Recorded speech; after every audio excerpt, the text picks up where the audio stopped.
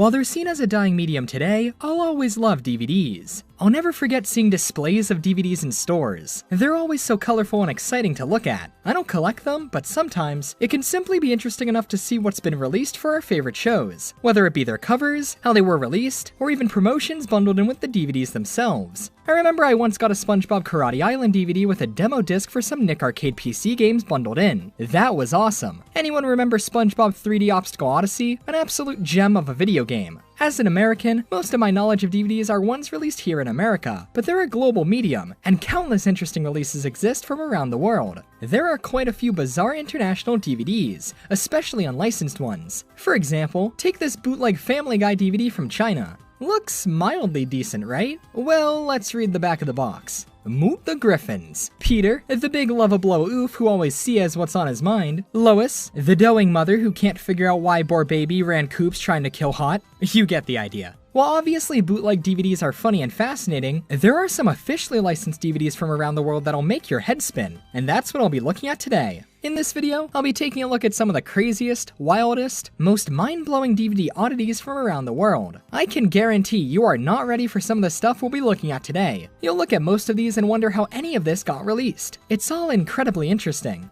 With all of that said, this is a look at bizarre international DVDs from around the world. Let's begin.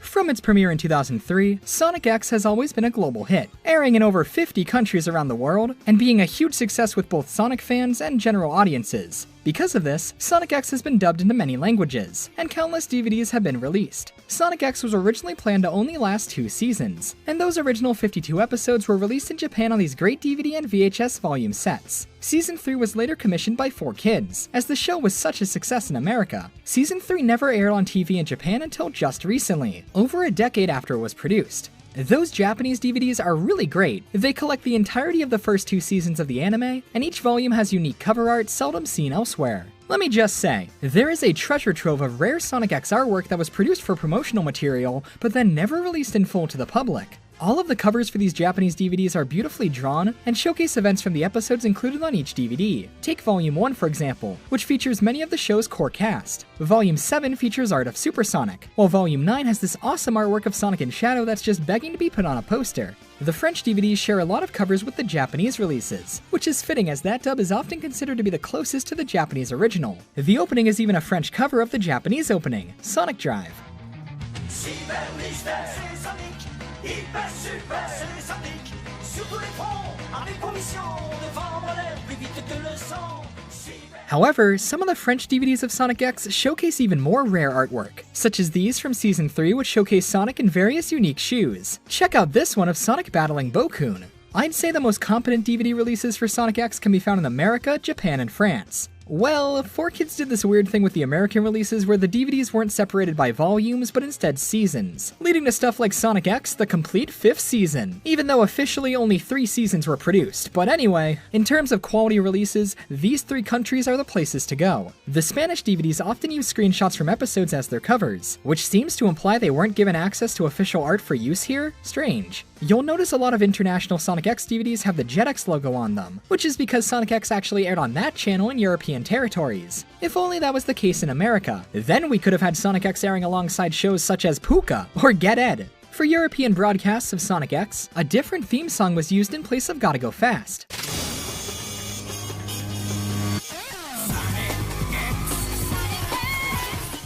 This alternate theme is a simple melody with singers that repeat Sonic X over and over again, and that's it. This intro was likely made for use in non-English speaking territories, as I doubt most dubbing companies would care to cover Gotta Go Fast.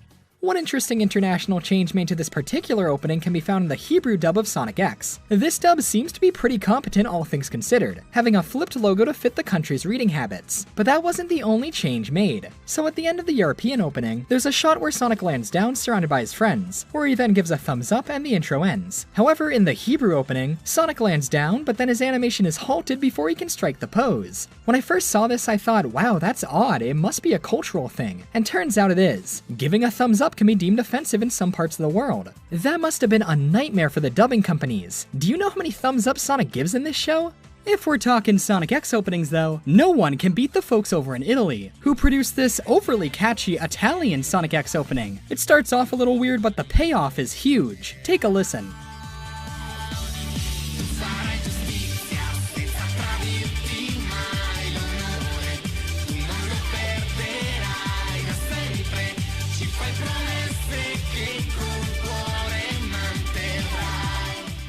Maybe it's just the musical taste over there, or the fact that EDM techno music is my jam, but Italian dubs of shows always seem to have the best openings to me. For example, Don't Talk to Me If You're Not the Dragon Ball Z Italian theme.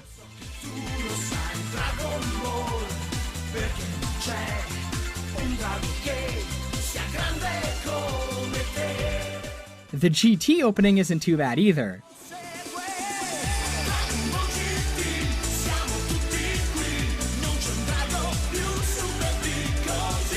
It's so weird, like even the My Little Pony Friendship is Magic opening bangs over there.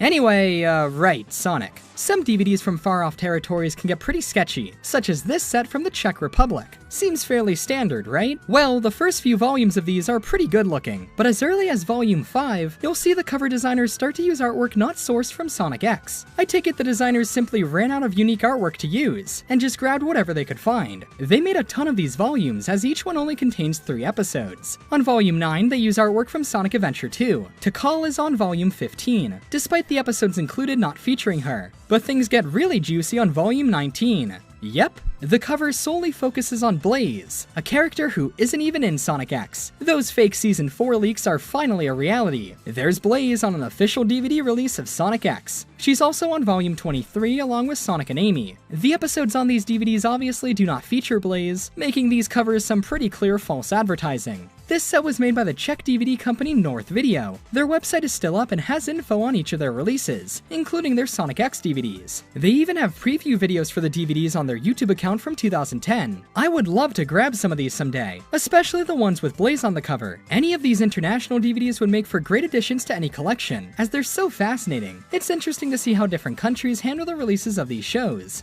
Here's a cool one. Official Sonic X VCDs from China, made by the company Mighty Media Co. Limited. Apparently, these were made in very limited quantities, and were only available to be rented at Chinese Blockbuster locations around 2005. These contain both the Chinese and Japanese dubs for the episodes, and through the 39 discs, contain all 78 episodes. Most of the cover art featured is taken from the Japanese DVDs, with a few oddballs thrown in. A really interesting release, but good luck getting your hands on them. While all of these releases are interesting in their own right, I can't get over how much artwork was made for Sonic X and how much of it is unpreserved. There's so much out there, not to mention concept art, backgrounds, all that stuff. Hopefully someday, a complete Sonic X style guide will go up for sale and whoever finds it, buys it and preserves all of this. But until that day comes, we can all continue to use this same art of Sonic giving a thumbs up, unless it's deemed offensive in your country.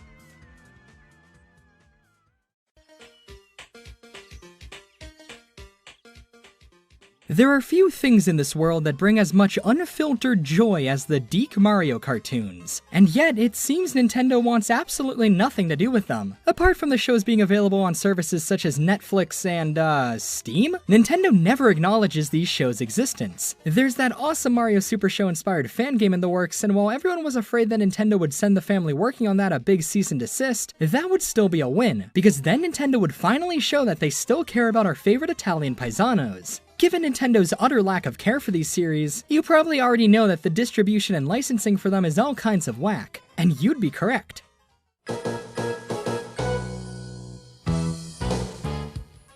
The Korean dub of the Super Mario Bros. Super Show is pretty interesting, as it features a great original intro, which is a lyrical take on the original Super Mario Bros. Theme.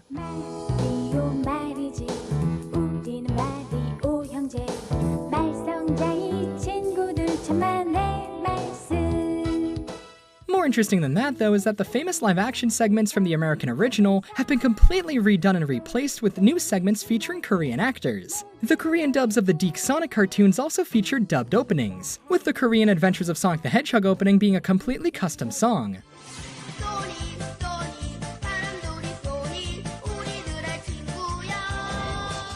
The Korean Sad AM opening is a cover of the original. I guess they knew that song was too good to change.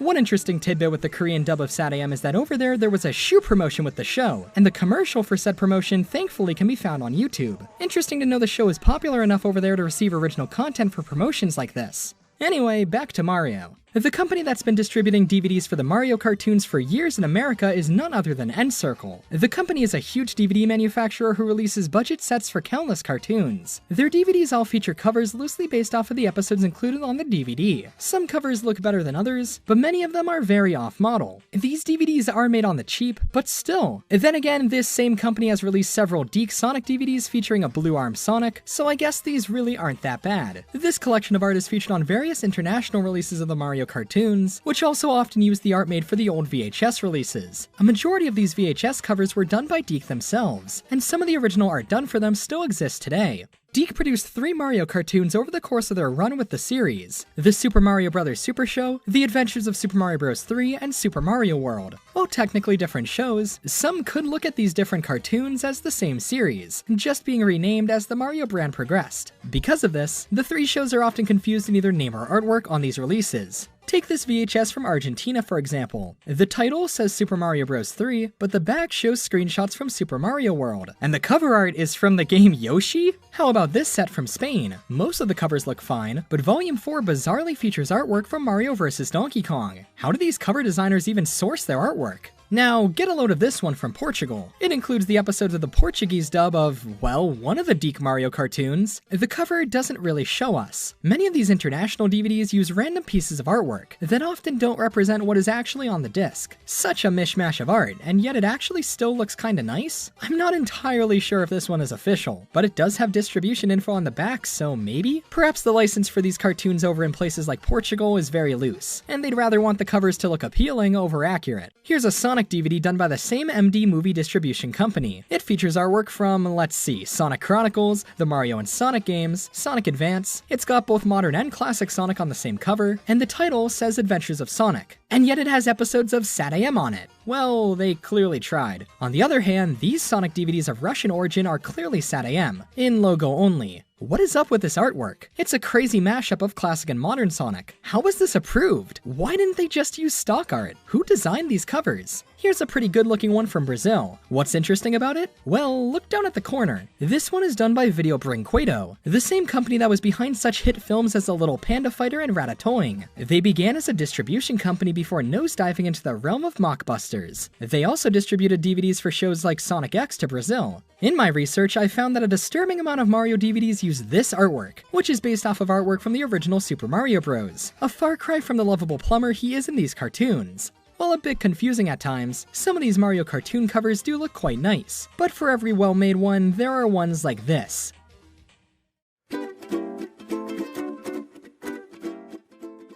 It's widely known that the greatest DVD of all time is SpongeBob the Complete Second Season, but there are actually a lot more to SpongeBob DVDs than just that masterpiece. The early SpongeBob DVDs are such classics, aren't they? I'm not just talking about the season sets, though those are amazing. I'm talking ones like Lost at Sea, Tales from the Deep, Christmas, Home Sweet Pineapple, Absorbing Favorites, the list goes on and on. To this day, I still find these ones in stores. I guess they printed so many of these that stores still have them, but that's fine, I'll never get tired of seeing that Where's Gary DVD in stores. I had just about all of these when I was younger, and I loved every single second of them. And don't even get me started on the first 100 episodes DVD. The release of that was a historical event. It was such a great way to watch almost the entire series at that point, with tons of bonus features, and man, even each disc had a unique menu. SpongeBob has had DVDs released in countless countries, for the many, many dubs of the show that exist. Let's talk about some of them. There exist 2 different dubs for SpongeBob in Japan. One cast dubbed the first 3 seasons of the show and the first movie, which was produced from 2002 to 2009, and aired on Nickelodeon in Japan. However, Nick Japan was taken off the air on September 30th, 2009, which briefly suspended production of the Japanese dub of SpongeBob.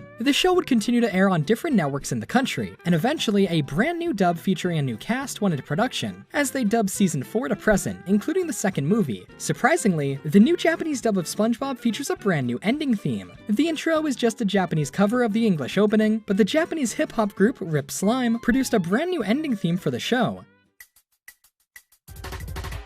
SpongeBob, 僕の SpongeBob, 僕らのスクエアパンツみんなのスクエアパンツ Along with that, starting in 2019, a second ending theme was made for the show as well.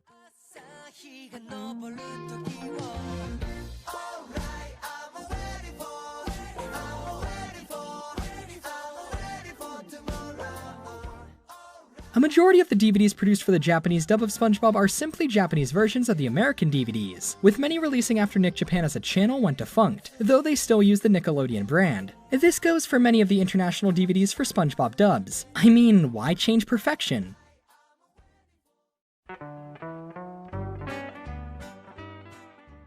International dubs of American cartoons have always been so fascinating to me, whether it be changes made to the show itself, or even simple stuff like what channel they air on. Did you know that in certain territories, The Fairly Odd Parents airs on Jetix, now known as Disney XD? Fairly Odd Parents on Disney. While some international dubs opt to make an original opening for their localized show, it seems most SpongeBob dubs keep the original theme, and simply translate it into their language. This blew my mind when I was younger. Get this. In certain dubs of SpongeBob SquarePants, an alternate opening is used. In the original intro, there are a few parts that show SpongeBob's name in English, which obviously would look weird in, say, a French dub of the show. Editing all of that custom text into your language could be tricky. So, for some of the dubs, Nickelodeon supplied this textless version of the intro, which replaces those parts with more generic stock animation. When the intro was redone in HD around the time of Season 9, they redid all of those international animations too to keep those dubs consistent as well. Even the stop-motion intro from Truth or Square had alternate versions produced. There are, however, some dubs that edit the English opening, with actual localized text. Some are even a mix of the two. There are many, many variations of the SpongeBob intro, considering just how many countries air the show.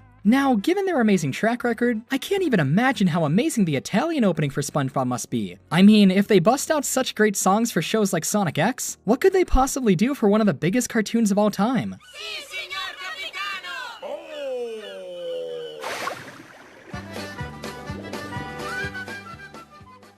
In a surprising twist, it's just the international intro, but with no lyrics at all. This is one of the few dubs to do this. It's very interesting. But hey, check out that logo at the end of the original Italian opening. The show is actually simply called SpongeBob over there, and features a unique brighter logo showing off the main cast of characters. This carried over to some early DVD releases, a far departure from the American logo. This would, however, be changed for the HD intro, though it still lacks SquarePants. One interesting thing with certain SpongeBob dubs is how recent some of them are. For example, the show didn't officially start airing in Vietnam until 2016, with the dub consisting of episodes from seasons 3 and 4. Over in Bangladesh, the Bengali SpongeBob dub premiered on April 14th, 2019. That's so weird to think about. The early seasons of SpongeBob are brand new over there.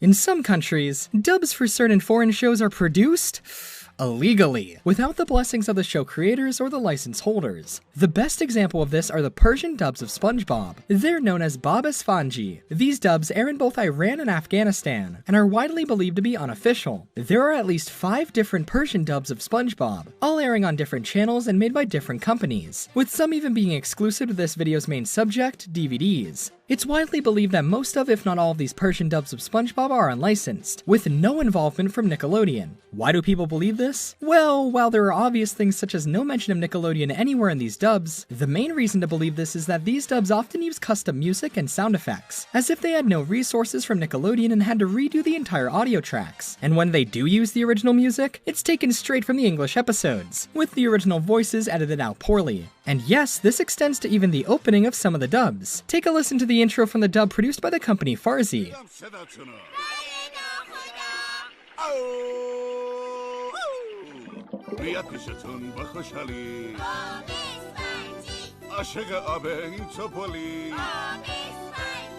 How strange is that? They also made some changes to the show itself to fit in with the country's regulations. One of the most controversial changes being editing clothes onto characters who wore bikinis like Sandy, as well as some of the background fish. Obviously, they did a very poor job at this. Because of this, Bikini Bottom was often censored as well. The name, however, was retained on most of the DVD releases of the show. Speaking of, they're as bootleg as you'd expect, but I personally find them to be immensely charming and funny. Someday, if it's ever possible, I would love to collect these Persian SpongeBob DVDs. I mean, just look at them. They slap together artwork from various sources, and give the DVDs names loosely based off of the episodes I assume are included. Some make sense, some don't. I'm personally a big fan of this one. Coin. Who could forget the Fry Cook game? Or Stupid, Sandy's House, Bob and Big Prize? My personal favorite from this set has to be this one called Nowhere Is Our City. You tell 'em, Persian SpongeBob. I also really like this tiny Squidward that's next to the logo for seemingly no reason. How about this one that uses fan art of Gangsta SpongeBob? What episodes are even on this one? What about this one? What could this possibly contain? This one uses cover art from the game Plankton's Robotic Revenge. What episodes could be on this one? Well, as it turns out, this one doesn't contain any official SpongeBob episodes at all. Instead, you're looking at the cover of a bootleg SpongeBob film from Iran called SpongeBob in Tehran. Wait, what? این داستان آقای خرچنگ بدبخت شدیم. That's right. In 2017, a 43-minute-long SpongeBob special was produced and aired in Iran, made for that audience in mind. It's a trip. The film centers on SpongeBob and friends traveling to Tehran because they're out of the Krabby Patty's secret sauce, and the only way to make more is to get the secret formula, which for some reason is stored in Tehran. The gang then go off searching for a man who is said to hold all the answers they seek, and that man is Lou, the bargain mart clerk? Alright. Despite being released in 2017, the animation looks straight out of those SpongeBob point-and-click PC games, with some additional stolen 2D animation, mostly from Sponge Out of Water. With that said, some of the writing here is actually pretty funny, though that may simply be due to how absurd it is. ای جان قربونی شما برم پولای خوشگلم بچه بچه بوی خوبی هم داره نید چه خبره؟ بدبخت شدیم های خرچنگ چی؟ بدبخت شدیم حمله کردن سپر تفنگی سراخش کنین من خودم مواظب پولا هستم چیه؟ میدونین چه های خرچنگ من خودم کلی سوراخ دارم ببینین راست میگی There's a side plot about Plankton also looking for the formula, so he too travels to the lands of Tehran. After some sightseeing, the gang meet up with a pantherfish apparently named Detective Fake, who claims he will help them find Lou. Then they go to a soccer game or something, and it just ends. The movie has no real conclusion, or at least the rips online don't. However, it has been said that airings on TV in Iran have the same abrupt conclusion. With that said, the movie is segmented into different parts, like episodes, so maybe there is more to it? There is this DVD called SpongeBob and Kabara. Maybe it's related? Is this a sequel? Somebody tell the A Day with SpongeBob SquarePants search team about this. We gotta know how the gang find the secret formula in Iran. In fact, this whole scenario reminds me a lot of A Day with SpongeBob, a bootleg but original SpongeBob movie released on DVD in limited quantities with no relation to Nickelodeon or Viacom, only this time it's real. The seemingly full movie is available to be watched on YouTube, uploaded by Extra Absorbent. It has full English subtitles, making it a bit easier to make sense of the story. If you're a SpongeBob fan or just a fan of weird animation, I highly recommend it. Interestingly, it seems this movie was made by the same team that produced a dub of the show, the one that airs on the channel Rib Puya, as the movie seems to share the same voice actors. This hasn't been confirmed, but it seems likely. If there are more than 43 minutes to this movie, I really hope it gets documented eventually. However, it would make sense if this truly is it and the movie just ends abruptly. It's an unlicensed movie made for a quick buck. What do the producers care if the story makes sense or has an ending? When I first discovered them, I was so intrigued by Persian bootleg DVDs. After looking up SpongeBob, I looked up ones for Sonic, and sure enough, they too look really bizarre, with tons of stolen official and fan artwork. Same goes for Mario. It seems bootleg DVDs featuring unlicensed dubs are a really big industry over there. While on the subject of Persian dubs, I just had to mention this. Remember how the Persian dub of SpongeBob uses a custom instrumental? Well, the Persian dub of Sonic X does the same thing, probably for the same reason of it likely being unofficial.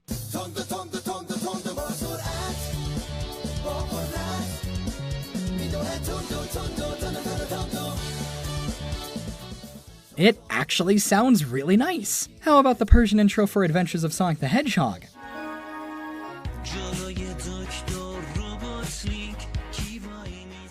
Wait, is that?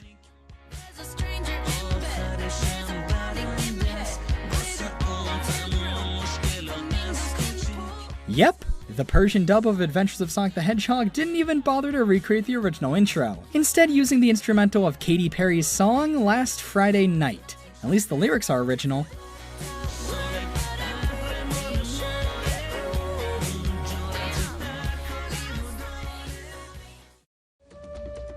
Now, I would be but a fool if I did not use this video as an opportunity to talk about the Donkey Kong Country cartoon. We all know about this legendary show, but did you know it had a huge marketing push? It did, in Japan at least. The show was unreasonably popular over there, which led to many figures, plushes, and more being released. It's odd the show was so popular in Japan, as the series is French-Canadian in origin. With that said, DKC was a really big deal in France, where the show was animated. The series premiered in 1996, on a French TV block called The Planet of Donkey Kong, which aired on the channel French 2. Lots of material was made to promote the show in France, and it all makes for great entertainment nowadays. The Planet Donkey Kong block lasted for a while. It won an award and went under several names, such as DKTV. During commercial breaks on the block, the characters from the show were featured in various bizarre skits, referencing movies, pop culture. The block even featured music videos. Lots of stuff you wouldn't expect from Donkey Kong. All of these were only ever produced in French and only aired in France. If there was ever a reason to learn French, understanding these would be it. If you thought the show itself was bizarre, you haven't seen anything yet. We're not in Congo Bongo anymore.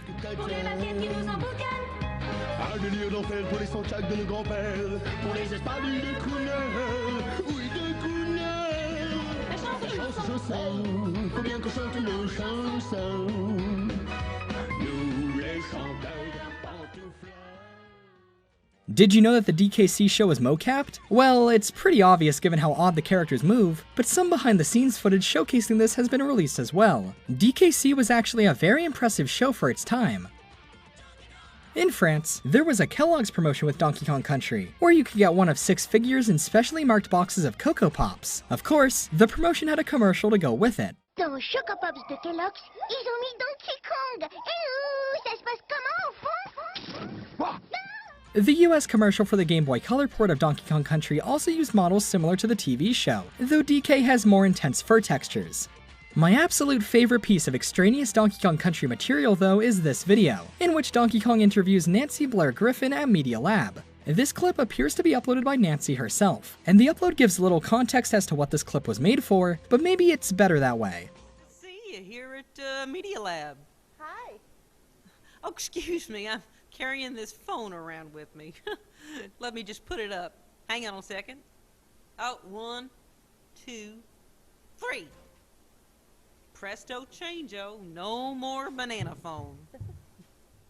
Okay, so first off, that DK voice is pretty clearly not the original actor, though the animation here is pretty close to show quality. I assume this was made as an animation test for those DK TV segments or something, though I honestly don't want to know why this was made. It's much better without context. What kind of stuff do they play? Well, they like to play with action figures.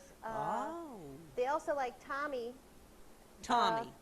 Yeah, from the Rugrats. Oh, Tommy from the Rugrats. Could you scratch my back? If you could do it with your left hand. Oh, that'll work. A little lower. A little bit to your left. Media Lab, the company featured in this animation, was the studio behind the first season of the DKC series, as well as Planet Donkey Kong, and the various TV spots mentioned here. But despite their clear efforts, Media Lab filed for bankruptcy in the year 2000. The covers of the DVDs for the series are truly something. Earlier ones often featured screenshots from the episodes themselves, to varying results. Long after the show's run, however, Sony Pictures Home Entertainment would pick up the license for the series and release DVDs featuring, lovely artwork of our favorite apes. Surprisingly, as late as May 12, 2015, the complete first season of the cartoon was released on DVD in America, and in Germany, where the show was called Donkey Kong's Adventures, Season 2 was released on DVD recently too. It's amazing to see that DVDs for this series are still being released today. It truly is timeless.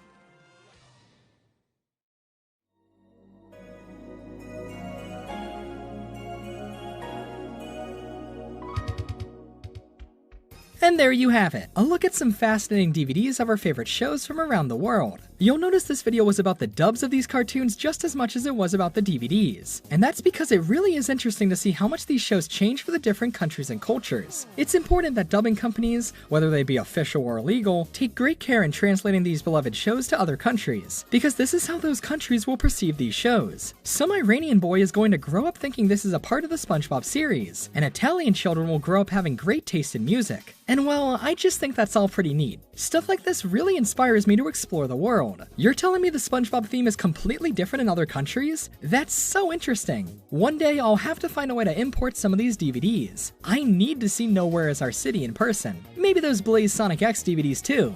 I want to thank all of the brave DVD designers and dub producers from over the years for giving us all of this content. While some are better than others, it's clear a lot of passion goes into these to make sure these shows are the best they can be.